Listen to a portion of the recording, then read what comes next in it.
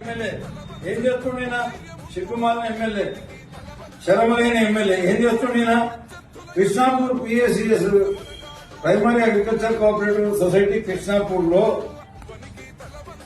ఆ సొసైటీకి సంబంధించిన రైతులకు సంబంధించిన భూమి ఏదైతే ఉందో ఆ భూమికి అన్యాక్రాంతం కాకుండా వాళ్ళ కాంపౌండ్ వాళ్ళు కట్టుకుంటామని డీసీఓతో పర్మిషన్ తెచ్చుకుంటే ఆ పర్మిషన్ డీసీఓ ఒత్తిడి చేసి క్యాన్సిల్ చేపించేసి ఆ గోడ కట్టకుండా ఆపేసి ఆ భూములన్నీ కబ్జా గురయ్యేటట్టు ఆలోచన చేస్తున్న దిక్కుమాలిన వ్యక్తి నారాయణఖేడ్ ఎమ్మెల్యే సంజయ్ రెడ్డి గారని చెప్పేసి తెలియజేస్తున్నా.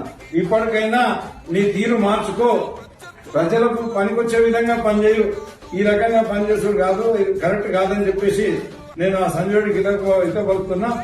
డీసీఓ పర్మిషన్ ఇస్తాడు ఆయనే, డీసీఓ పర్మిషన్ క్యాన్సిల్ చేస్తాడు ఆయన.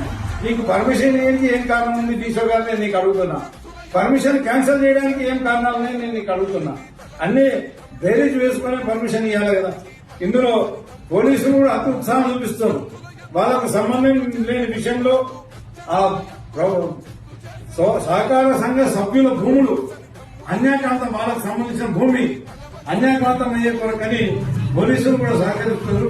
వాళ్ళు కూడా వాళ్ళ తీరు మార్చుకోవాలని చెప్పేసి నేను విజ్ఞప్తి చేస్తున్నా. ఇక నారాయణఖేడ్ లో ఆయన ఎమ్మెల్యే గారు మాట్లాడతారు, నేను ఎడ్యుకేషన్ కొరకని ప్రత్యేక చొరవ చూపిస్తున్నా అని చెప్పేసి మాట్లాడతారు. ఇక నా మీద అవాకులు చవాకులు, పనికిమాలిన అవాకులు చవాకులు, అసత్య ఆరోపణలు, అసత్య విలాపములు చేస్తా ఉంటాడు నా మీద. నేను ఎమ్మెల్యే ఉన్నప్పుడు ఒక కంట్రోల్ అనేది ఉండేది.